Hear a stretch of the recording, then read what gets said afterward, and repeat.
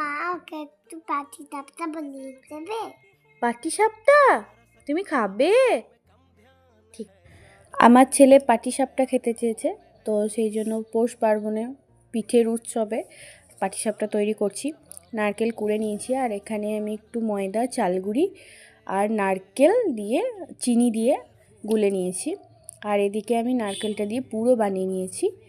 তো দেখুন, আমি একটা প্যানে অল্প তেল দিয়ে, সামান্য তেল দিয়ে, আমার ছোট হাতা তাই 1.5 হাতা দিয়ে আমি চারিদিক ছড়িয়ে নিলাম। তারপর পুরটা রোল করে রেখেছিলাম, তো ওইটা দিয়ে আমি এটা একদম গোল গোল করে ভাঁজ করে নিলাম। একদম খুব সুন্দর হয়েছে, দেখো খুব ভালো হয়েছিল খেতে, খুব ভালো হয়েছিল। আর ওইভাবে আমি সবগুলো করে তুলে রেখে দিয়েছি। আর পাটিসাপটার রেসিপিটা ভালো লাগলে অবশ্যই লাইক, কমেন্ট, শেয়ার করো। আর টাটা।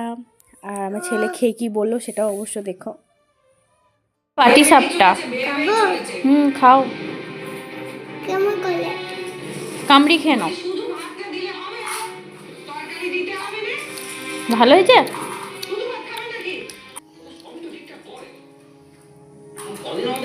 দেখ না।